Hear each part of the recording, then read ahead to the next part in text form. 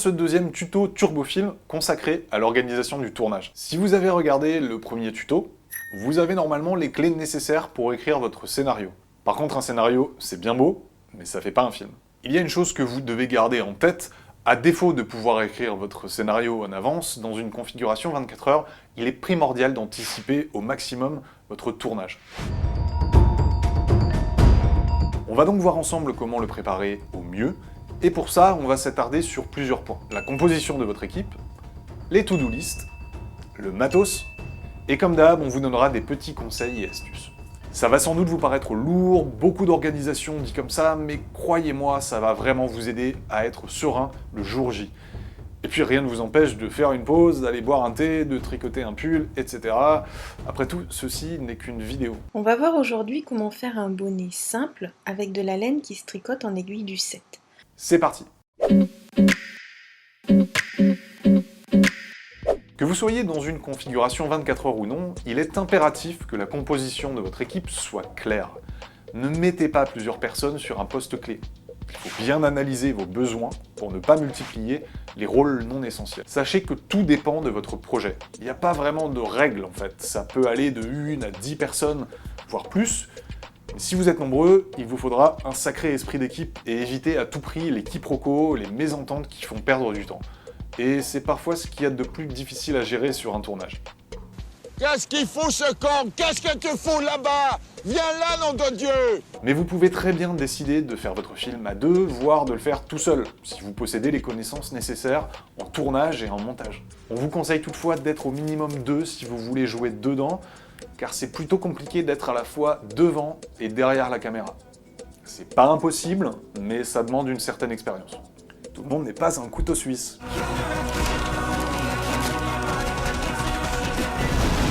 Si vous êtes plusieurs, voilà qui peut composer votre équipe. Et si vous êtes seul, voilà ce que vous allez devoir gérer seul. C'est la personne qui va diriger le tournage, elle sait tout sur le film et prend toutes les décisions sur le plateau. Il va s'occuper de décharger au maximum le réal, de s'assurer que tout le monde est prêt avant de lancer l'action et surtout de surveiller le temps qui passe. Fermez, moustache, je suis en retard. Un quoi? Comme son nom l'indique, c'est celle qui s'occupe ou celui qui s'occupe du cadre et donc de filmer, de tenir la caméra pour ceux qui n'auraient pas compris.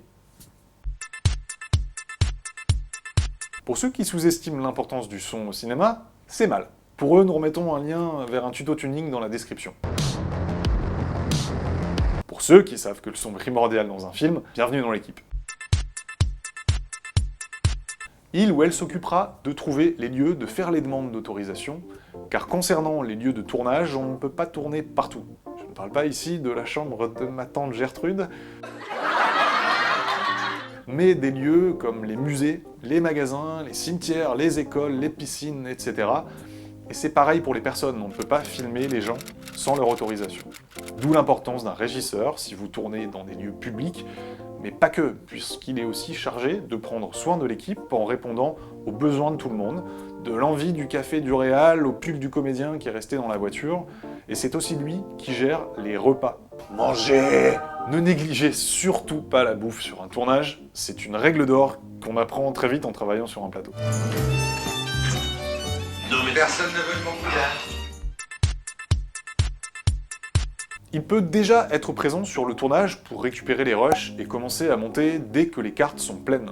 Pour gagner du temps, on vous conseille vraiment ici d'avoir une seule personne sur la colo, le montage son et le montage image. Ne soyez pas trop ambitieux sur le nombre, parce que les comédiens, il faut s'en occuper. Personne veut me passer 10 000 balles pour aller au bordel. Écoute, Alphonse, viens. Tu vas rentrer dans ta chambre, hein. Tu vas relire le scénario, tu vas travailler un petit peu et tu vas essayer de dormir, hein. Vous pouvez d'ailleurs même décider de faire un film sans comédien, de le faire tout seul. Demandez à Alain Cavalier qui est capable de vous raconter une histoire avec un bout de gigot.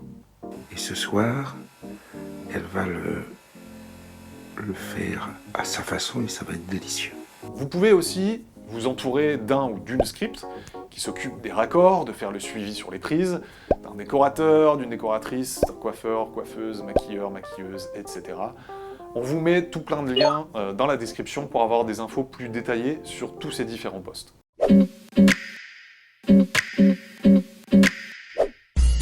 Cherche et trouve la bonne réponse.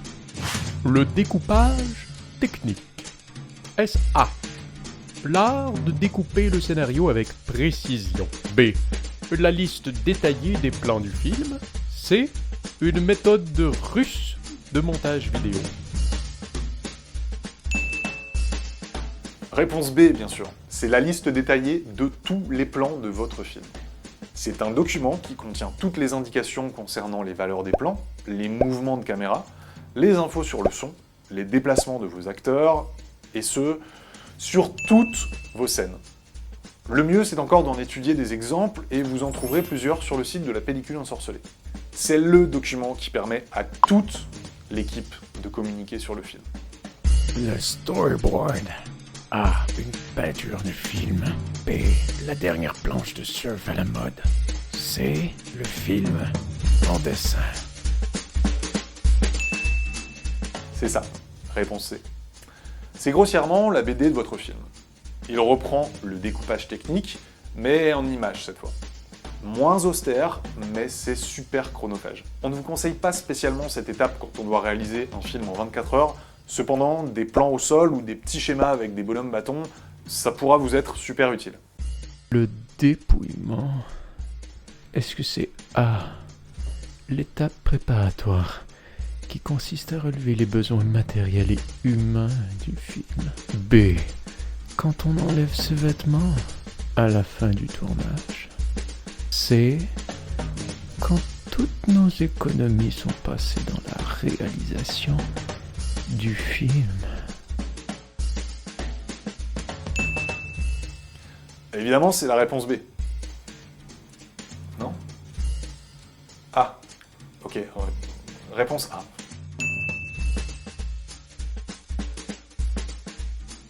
Vous prenez votre scénario et vous faites les listes de tout ce qu'il faut pour le tournage. L'équipe, le matériel technique, les accessoires, les costumes, les décors, les repas, c'est tout simplement indispensable pour ne rien oublier. Et clairement, c'est pas quand vous serez perdu au fin fond de la campagne en pleine nuit qu'il faudra s'en préoccuper. Bref, tous ces documents, ça représente une partie de ce qu'on appelle la Bible d'un tournage. Ainsi, tout le monde sait quoi, quand et comment faire ce qu'il doit faire. Enfin, en théorie. En 24 heures, vous serez sûrement obligé de faire l'impasse sur certains points. Mais plus vous serez carré là-dessus, plus votre tournage aura de bonnes chances de bien se passer. On vous met dans la description un raw cadeau. Il est maintenant temps de faire un point sur votre arsenal, le matériel de base qui va vous servir à faire un film.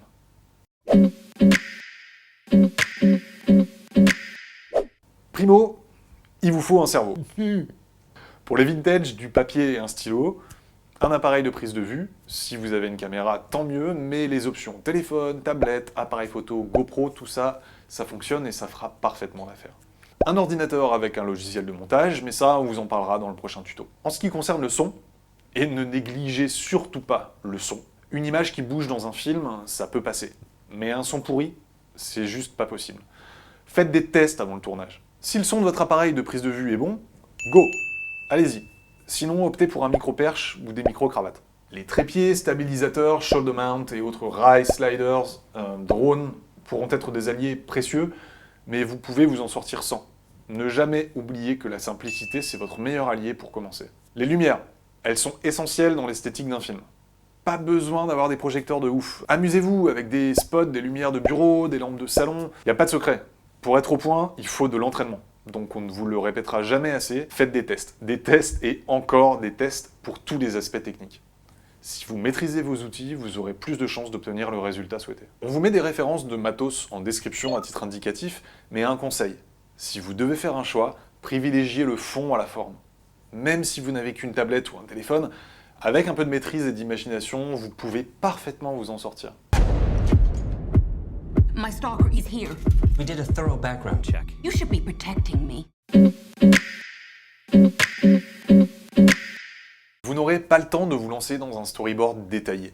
Mais voici quelques principes sur les cadrages qui pourront vous aider dans votre choix de prise de vue. Les plans larges. Ils vous serviront à introduire un nouveau décor, à situer un personnage dans son environnement, ou encore à se détacher des émotions du personnage. Les plans rapprochés, les gros plans, les très gros plans. Utilisez-les par exemple pour les dialogues, pour filmer des détails, des scènes ou des lieux où l'environnement a une moindre importance.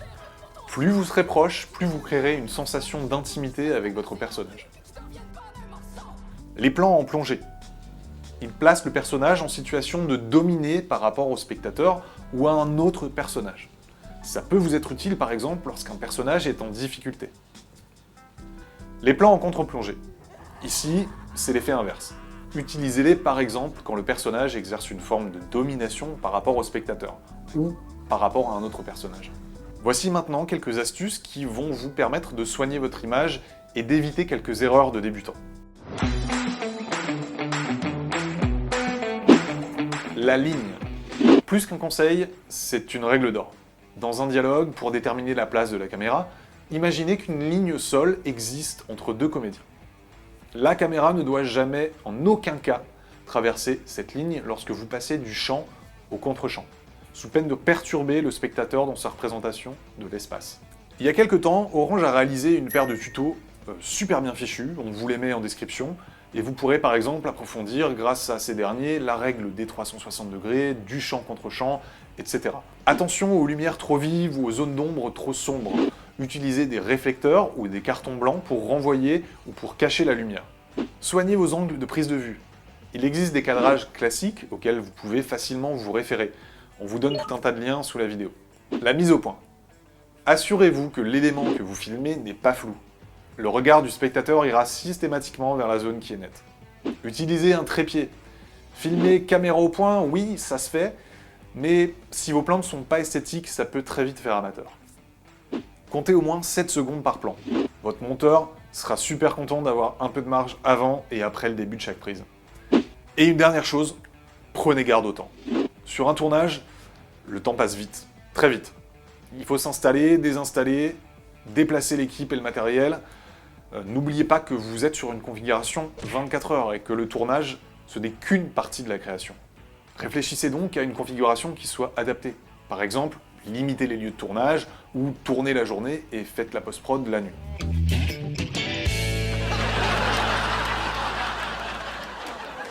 Attention, tout cela est très succinct, mais on vous donne plus d'infos dans des liens sous la vidéo.